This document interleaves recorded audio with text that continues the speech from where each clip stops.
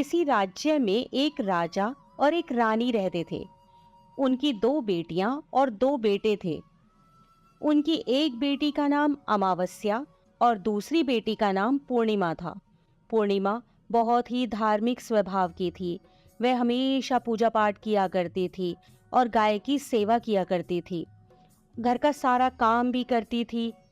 लेकिन अमावस्या का पूजा पाठ में कोई मन नहीं लगता था। वह कभी भी न तो कोई पूजा करती, न ही कोई घर का काम करती थी। दोनों बहनें एक दूसरे से बहुत प्यार करती थीं। राजा रानी का व्यवहार भी पूर्णिमा के प्रति अच्छा नहीं था। वह अमावस्या को तो चाहते थे और अपने दोनों पुत्रों से भी प्यार करते थे, लेकिन पूर्णिमाशी को नहीं करते थे। धीरे धीरे समय निकलता है। राजा रानी के बच्चे बड़े हो जाते हैं। राजा अपने दोनों बेटों का विवाह कर देते हैं। अब बेटियां भी बड़ी हो रही थीं। फिर सभी लोग राजा से कहते हैं कि इनका भी विवाह कर दीजिए। राजा ने कहा, हाँ, विवाह तो करना है। फिर रानी ने राजा से कहा, पूर्णिमा का विवाह किसी बड़े घर में मत करना, क्योंकि इसे तो काम करना पसंद है, गाय की सेवा करना पसंद है, भजन कीर्तन और कहानियों में इसका मन लगता है, पूजा पाठ करना भी इसे अच्छा लगता है। अगर यह किसी बड़े घराने में चली गई तो वहां यह सब नहीं कर पाएगी, इसलिए इसकी शादी किसी गरीब घर में ही कर देंगे। राजा ने कहा, ठीक है। और राजा पूर्णिमा के लिए रिश्ता तलाशने लगा और अंत में एक गरीब और बहुत ही साधारण घर में राजा ने पूर्णिमा का विवाह तय कर दिया। तब रानी ने कहा, महाराज, अमावस्या भी तो शादी के योग्य हो गई है, इसके लिए भी वर देखिए। दोनों बहनों का विवाह एक साथ ही कर देंगे। राजा ने उसी गांव के राजा के बेटे के साथ अमावस्या का विवाह तय कर दिया। राजा ने रानी को बताया तो वह बहुत खुश हुई और मन ही मन सोचने लगी, अब देखते हैं कि ये पूर्णिमा गरीब के घर में कैसे रहती है, बहुत पूजा पाठ वाली बनती है, इसके भगवान इसकी क्या मदद करते हैं। फिर समय आने पर राजा ने अपनी दोनों बेटियों का विवाह कर दिया। अमावस्या को बहुत धन दौलत दी, लेकिन पूर्णिमा को कुछ भी नहीं दिया।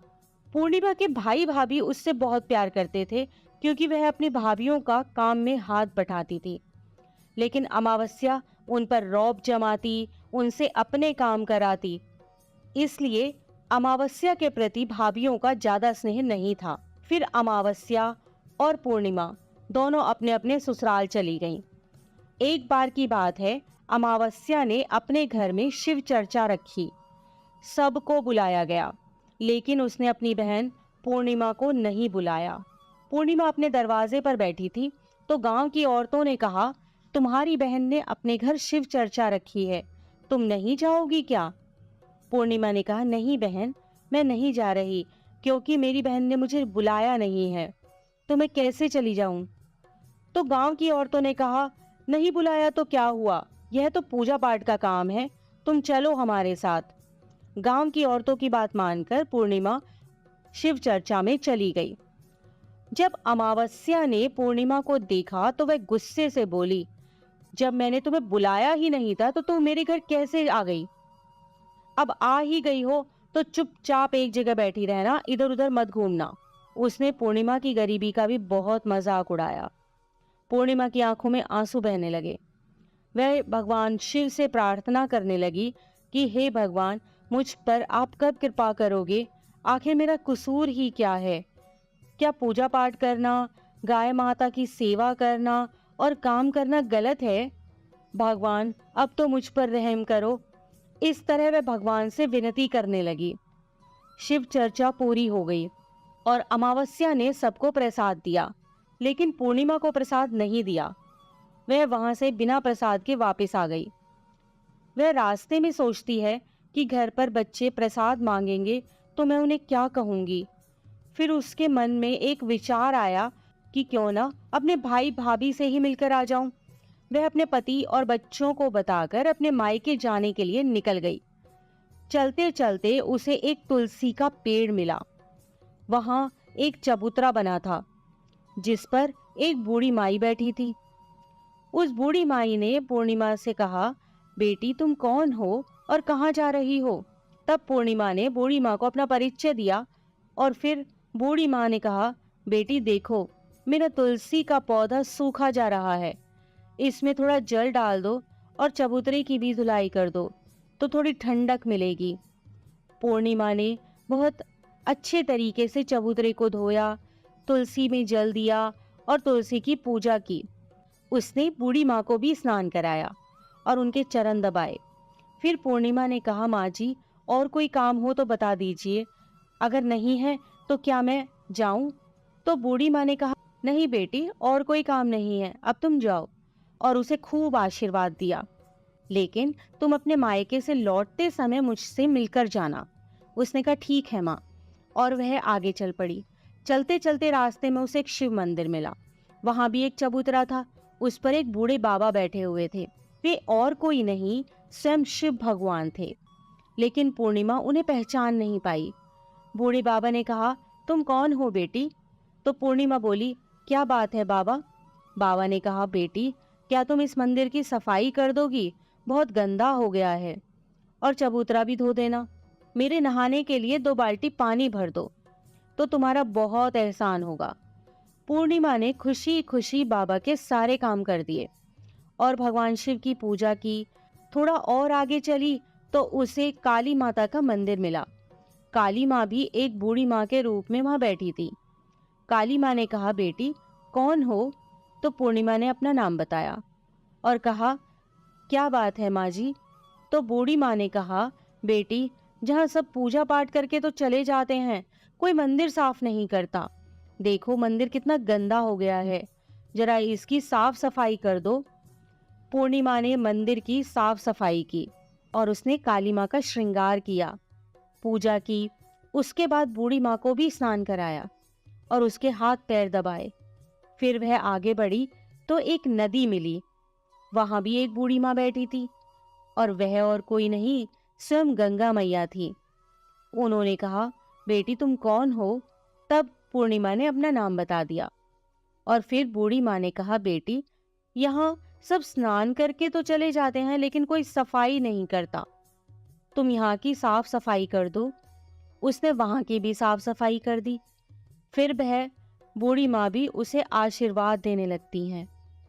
फिर वह एक नाव में बैठकर नदी के उस पार चली जाती है। नाव में फूल बिछे होते हैं। वो फूलों की नाव में बैठकर अपने मायके पहुंच जाती है।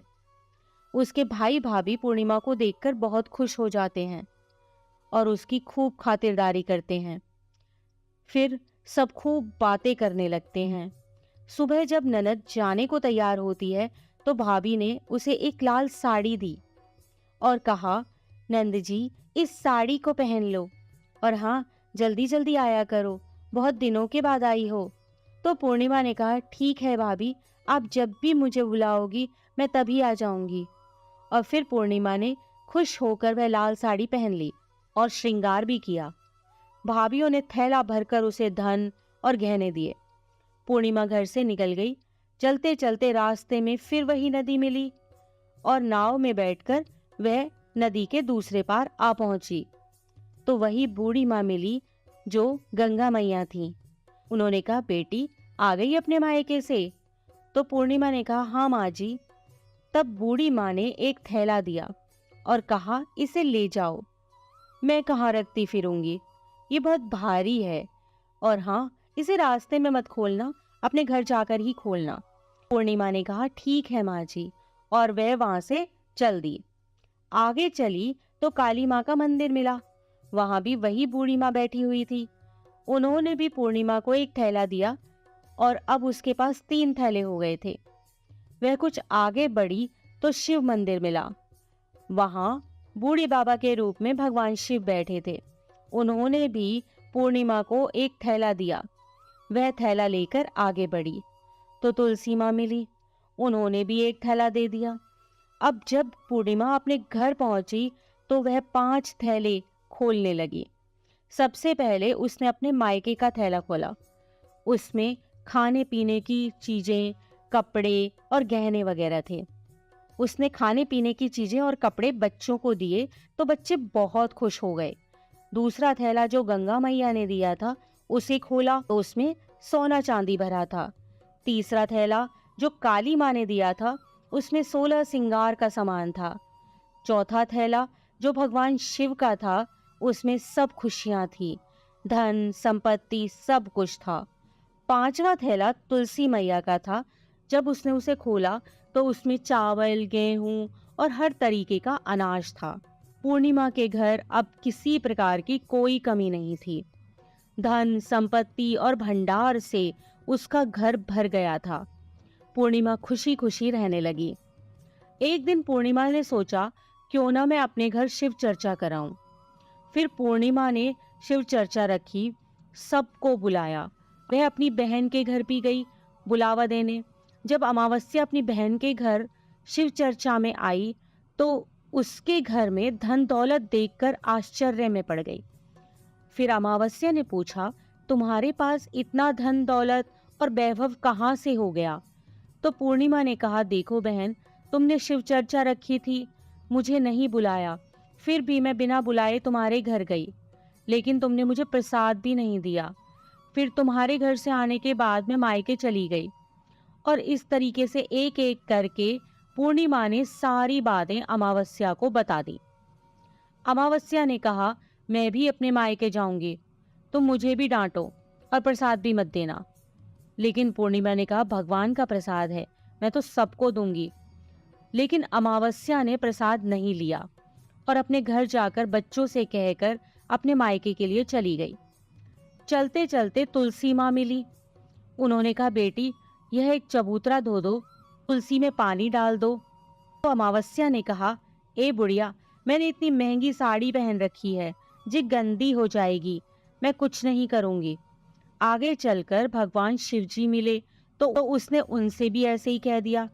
उससे आगे काली माँ मिली तो उनसे भी यही कह दिया। और फिर गंगा मैया मिली और उनसे भी उसने ऐसा ही किया और उनका कोई काम नहीं किया। जब वह नाव में बैठी थी, नाव में कांटे थे, ये कांटे उसके पैरों में चुभ गए। फिर वह अपने मायके पहुंची। जब उसे भाभीियों ने देखा तो मुंह बना लिया, जे कहाँ से आ गई। अरे, पूर्णिमा के पास तो कुछ नहीं था, इसलिए उसे सब कुछ दिया, लेकिन यह यहाँ क्यों आई है? चलो कोई बात नहीं, अब आ ही गई है तो क्या कर सकते हैं। उन्होंने अमावस्या से कहा, आओ जीजी बैठो। अमावस्या खाना खाकर सो गई। सुबह हुई तो अमावस्या ने कहा, भाभी अब हम चलते हैं। तो भाभी ने कहा, ठीक है। तब अमावस्या ने कहा, भाभी, पूर्णिमा को तो आपने थैला भरकर सामान दिया था, मुझे कुछ नहीं। तो भाभी ने कहा, जाओ, तुम्हारे घर थैला पहुंचा देंगे। फिर अमावस्या चल दी तो गंगा मैया मिली। गंगा मैया ने कहा, आ गई बेटी? तो उसने कहा, आपने पूर्णिमा को तो थैला भरकर दिया था, मुझे कुछ नहीं दोगी? तो गंगा मैया ने कहा, ठीक है, जाओ बेटी, हम तुम्हारा सामान तुम्हारे घर भिजवा देंगे। ऐसे ही भगवान शिव ने, काली माँ ने और तुलसी माता ने कह दिया। जब वे घर पहुंची तो उसके आंगन में 5 थैले रखे थे। जब अमावस्या सारे थैले खोलती है तो किसी में मिट्टी, किसी में ईंट पत्थर, किसी में सांप बिच्छू थे। उसने अपना माथा पीट लिया और कहा, हे भगवान, हमें मायके में भी कुछ नहीं मिला और इधर भी कुछ नहीं मिला। फिर अमावस्या दौड़कर पूर्णिमा के पास जाती है और कहती है, तुझे इतना सब मिला लेकिन मुझे तो कुछ भी नहीं मिला। तो पूर्णिमा ने कहा, जब मैं मायके जाती हूँ तो भाभीियों की मदद करती हूँ, तुमने तो भाभीियों की मदद कभी नहीं की, तो भाभी तुमको क्या देती? गंगा मैया को भी तुमने ठुकरा दिया, शिवजी, काली माँ और तुलसी माँ, सबको ही तुमने ठुकरा दिया, इसलिए भगवान ने तुम्हें कुछ नहीं दिया। अमावस्या कहती है, बहन मुझे माफ कर दो, मैंने सदा तुम पर अत्याचार किए हैं, लेकिन इसमें मेरा कोई कसूर नहीं था। तुम मुझे भी विधि बतलाओ जिससे मैं भी भगवान की भक्ति करके सब कुछ पालूंगी। तो पूर्णिमा ने कहा, बहन देखो, 3 ही बातें हैं ज्ञान की। पहली, सब पर दया करना, दूसरी चर्चा करना और तीसरी है 108 बार ओम नमः शिवाय का जाप करना। बहन, भगवान ने जो 3 सूत्र दिए हैं वह प्रसाद के रूप में स्वीकार कर लो और हृदय में बसा लो। मैंने सच्चे मन से भगवान का पूजा पाठ किया, सबकी मदद की, सबका काम किया, इसलिए मुझे सब कुछ मिला। और तुम्हारे पास जो भी था वह भी खत्म हो गया। अमावस्या अपने घर गई और खूब पूजा पाठ करने लगी और भगवान शिव से उसने मन ही मन माफ़ी मांगी। इसी प्रकार की अन्य व्रत एवं पौराणिक कथा कहानियों के लिए हमारे चैनल को सब्सक्राइब और शेयर करें, ताकि आप भी दूसरों तक इन्हें पहुंचाकर धर्म लाभ प्राप्त कर सकें।